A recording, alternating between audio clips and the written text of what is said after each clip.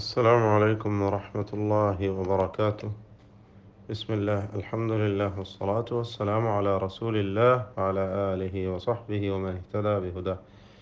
ഇന്ന് നമ്മൾ പാരായണം ചെയ്യാൻ വേണ്ടി എടുത്ത പാഠഭാഗമാണ് സൂറത്തുൽ ഇൻസാനിലെ 12-ാമത്തെ ആയത്ത് മുതൽ 18 വരെയുള്ള വചനങ്ങൾ.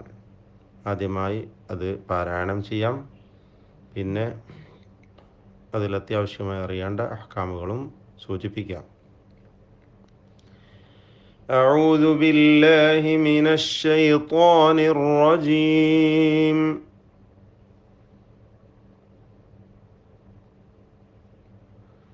وجزاهم بما صبروا جنة وحريرا متكئين فيها على الأرائك لا يرون فيها شمسا ولا زمهريرا ودانية عليهم ظلالها وذللت قطوفها تذليلا ويطاف عليهم بآنية من فضة وأكواب كانت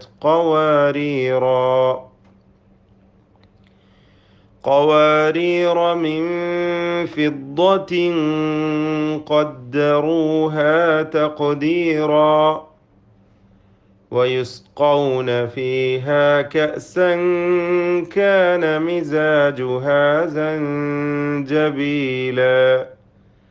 عينا فيها تسمى سلسبيلا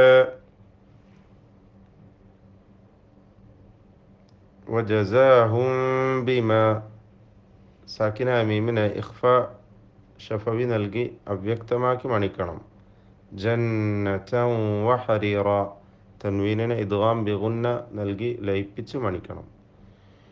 അലൽ അറായിക് ആ ദീർഘം നിർബന്ധമായ ദീർഘമാണ്. 4-5 ഹറക്കത്തിൻ്റെ അളവിൽ മദ് മുത്തസിൽ വാജിബ് എന്ന ദീർഘം നൽകണം.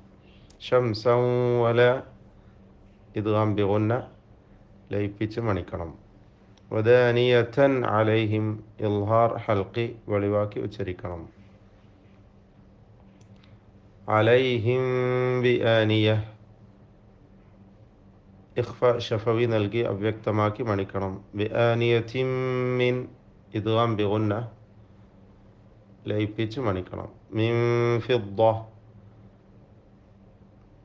ഇഖ്ഫ ഹഖീഖി നൽകി സാക്കിന നൂനിനെ അവ്യക്തമാക്കി മണിച്ചുകൊണ്ട് ഉച്ചരിക്കണം. മിൻ ഫിദ്ദത്തിൻ വ ഇദ്ഗാം ബിഗുന്ന ലയിപ്പിച്ച് മണിക്കുക. വഅക്വാബിൻ കാനത് ഇഖ്ഫ അവ്യക്തമാക്കി മണിച്ചുകൊണ്ട് ഉച്ചരിക്കുക. ഖവാരീറ അവിടെ വഖഫ് ചെയ്യാം. അലിഫോടുകൂടി ചേർത്ത് ഓതുകയാണെങ്കിൽ ആ അലിഫിനെ ഒഴിവാക്കി ഖവാരീറ എന്നിങ്ങനെ അടുത്ത വചനവുമായി ചേർത്ത് ഓതാം. മിൻ ഫിദ്ദ സാക്കിന നൂൻ ഇഖ്ഫ ചെയ്ത് അവ്യക്തമാക്കി മണിക്കുക. ഫിദ്ദത്തിൻ ഖദ്ദറുഹ അവിടെയും ഇഖ്ഫ തന്നെ, പക്ഷേ അവിടുത്തെ മണിക്കലിൽ തഫ്ഖീം ഉണ്ടാവണം, പെരുപ്പിച്ചുകൊണ്ട്. ഫിദ്ദത്തിൻ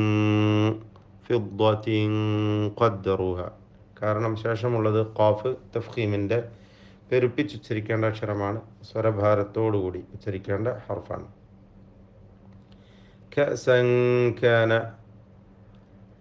അവിടെയും ഇഖ്ഫ ചെയ്യണം, അവ്യക്തമാക്കി മണിക്കണം. സൻജബീല അവിടെയും അങ്ങനെ തന്നെ ഇഖ്ഫ നൽകി അവ്യക്തമാക്കി സാക്കിന നൂനിനെ മണിച്ചുകൊണ്ട് ഉച്ചരിക്കണം.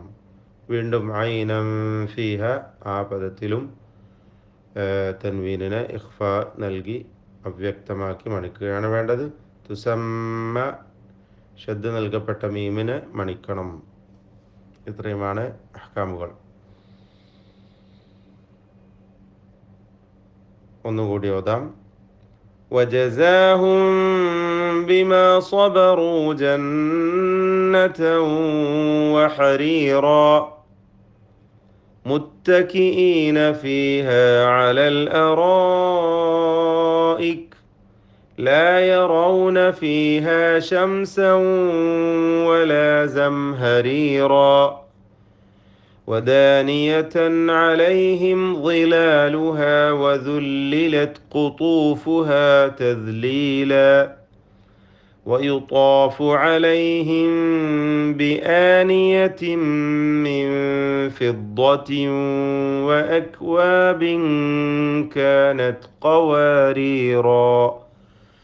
قوارير من فضة قدروها تقديرا ويسقون فيها كأسا كان مزاجها زنجبيلا عينا فيها تسمى سلسبيلا. بارك الله فيكم والسلام عليكم ورحمة الله.